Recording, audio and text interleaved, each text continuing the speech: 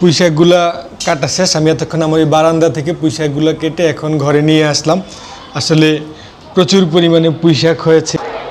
আমার বারান্দার টবে হচ্ছে 7টা পুঁইশাক গাছ আছে। তো পুঁইশাক গাছগুলো প্রচুর ঝোপালো হয়ে আছে, অনেক দিন ধরে কাটা হচ্ছে না। তো আজকে ছুটির দিন হতে মনে হলো যে পুঁইশাকগুলো আজকে সংগ্রহ করি এবং দুপুরে আজকে পুঁইশাক রান্না করা হবে। এই জন্য আসলে একদম ফ্রেশ পুঁইশাকগুলো কাটবো। এগুলো টোটালি অর্গানিক পদ্ধতিতে চাষ করা, এখানে কোনো রকম রাসায়নিক সার ব্যবহার করা হয় না। সো বন্ধুরা, আজকে আমি পুঁইশাকগুলো কাটবো, আপনাদেরকে একটু দেখাবো যে আসলে আমার পুঁইশাকগুলো কেমন হয় বা এই 7টা গাছ থেকে আমি আসলে কি পরিমাণ পুঁইশাক পেয়েছি। আপনারা বন্ধুরা সাথে থাকুন, দেখতে থাকুন। তাহলে পুঁইশাকগুলো এক এক করে কাটতে থাকি। শুরুতেই হচ্ছে বড় ডালগুলা কাটি। আসলে এত ঝোপালো হয়ে আছে, এগুলা কাটা খুব ডিফিকাল্ট হবে, একটু সময় লাগবে, বাট তাও আমি আস্তে আস্তে করে কাটতে থাকি।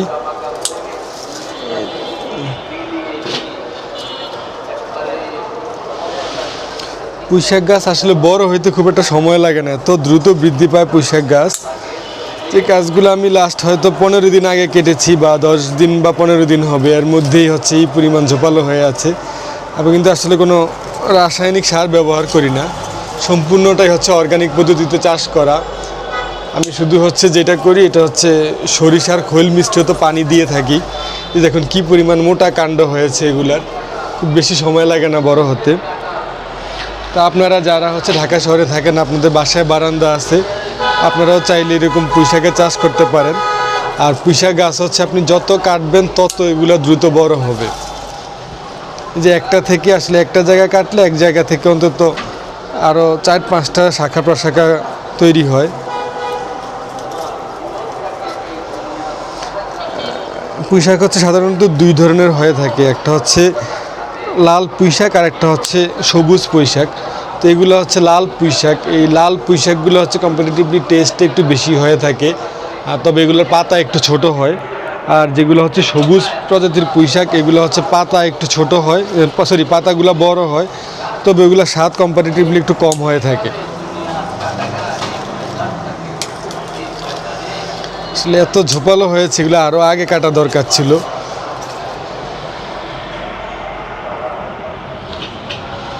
আমি জানি না আজকে সবগুলা কাটতে পারবো কিনা বা এগুলো সবগুলা দরকার হবে কিনা, তবু আমি দেখি যতটা পারি। এই যে দেখুন কি পরিমাণ ঝোপালো হয়েছে এগুলা, এই যে কত বড় হয়েছে।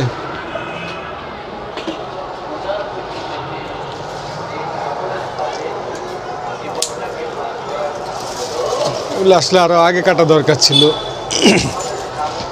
আসলে আপনারা ঢাকায় যাদের বারান্দা আছে বা কৃষির প্রতি যাদের আগ্রহ আছে, আপনারা চাইলে এই ধরনের পুঁইশাক থেকে শুরু করে অন্য আরও যে সবজি আছে এগুলো চাষ করতে পারেন।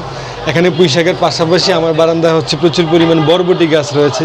এখানে অনেক বরবটি ধরে আছে, যে আমি যদি দেখাই প্রচুর বরবটি ধরে আছে। সো আমার বরবটিও কিনা লাগে না, আমার একটা বারান্দা এটা, ওই পাশে ঠিক আরেকটা বারান্দা আছে। তো 2টা বারান্দাতে আমার নানান রকমের সবজি গাছ রয়েছে।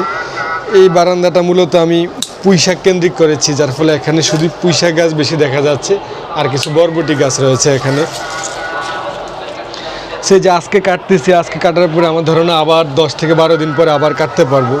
এগুলো এত দ্রুত বাড়ে, আপনি কল্পনা করতে পারবেন না যে পুঁইশাক গাছ কতটা দ্রুত বড় হয়ে যায়। গাছগুলো অলমোস্ট কাটা হয়ে গেছে, আসলে এত বেশি ঝোপালো এবং গ্রিলের মধ্যে বা এখানে আমার যে দড়িগুলো আছে এগুলোর মধ্যে আটকে আছে, যার ফলে এগুলো বের করাও একটু সময় সাপেক্ষ হচ্ছে। সো আমি প্রায় অলমোস্ট কেটে ফেলেছি, আমার বারান্দাটাও অলমোস্ট ক্লিন হয়ে গেছে।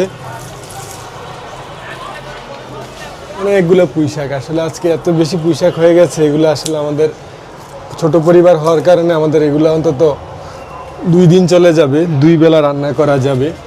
সবচেয়ে মজার ব্যাপার, খুব শুষ্ক জায়গার পুঁইশাক হওয়ার কারণে পুঁইশাকগুলো খুবই সুস্বাদু হয়ে থাকে, যার ফলে এগুলাতে খাওয়ার টেস্টও কম্পারেটিভলি চাষের পুঁইশাকের চেয়ে অনেক বেশি পরিমাণে হয়। আমার বারান্দাটা অলমোস্ট ক্লিন হয়ে আছে। আসলে এত ঝোপালো হয়েছিল যে বারান্দায় রোদও প্রবেশ করতে পারতেছিল না। তো যাই হোক, কাটার কারণে এগুলো আরও কম সময়ের ব্যবধানে কাটা দরকার ছিল, সময় পাচ্ছিলাম না, ব্যস্ততা ছিল, নানান কারণে হয়ে উঠতেছিল না।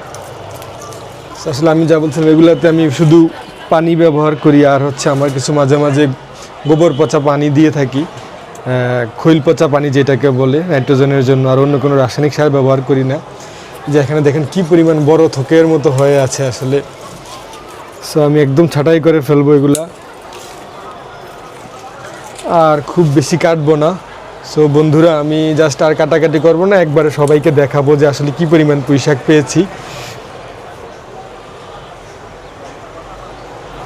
পুঁইশাকগুলা কাটা শেষ। আমি এতক্ষণ আমার ওই বারান্দা থেকে পুঁইশাকগুলো কেটে এখন ঘরে নিয়ে আসলাম। আসলে প্রচুর পরিমাণে পুঁইশাক হয়েছে। দেখেন বন্ধুরা, পুঁইশাকগুলো এত সুন্দর, এত ফ্রেশ, আসলে বেশি কেটে ফেলেছি। আমার মনে হয় অর্ধেক কাটলেই হয়তো, বাকি অর্ধেক অন্য কোনো দিন সংগ্রহ করলে হয়তো। যাই হোক, যেহেতু সময় পাই না, আজকে একসাথে কেটেছি, আজকে সবগুলো কেটে ফেললাম। সো বন্ধুরা, কেমন লাগলো সম্ভব হলে মন্তব্য করে জানাবেন। পুঁইশাকগুলো আবার দেখিয়ে নিলাম সবাইকে। তো আপনাদেরকে আবার রিকোয়েস্ট থাকবে, আপনাদের যাদের সুযোগ আছে যে আপনাদের কোথাও বারান্দায় চাষাবাদ করার, আপনারা চাইলে এই ধরনের চাষাবাদ করতে পারবেন। এগুলো শুধু আসলে পুঁইশাক সংগ্রহ না, এটা মানসিক স্বাস্থ্যের জন্য খুব ভালো, আপনার জন্য খুবই মানসিকভাবে শান্তি দিবে আপনাকে। তো সবাইকে আবারও অনেক অনেক ধন্যবাদ জানিয়ে শেষ করছি। আল্লাহ হাফেজ, সবাই ভালো থাকুন।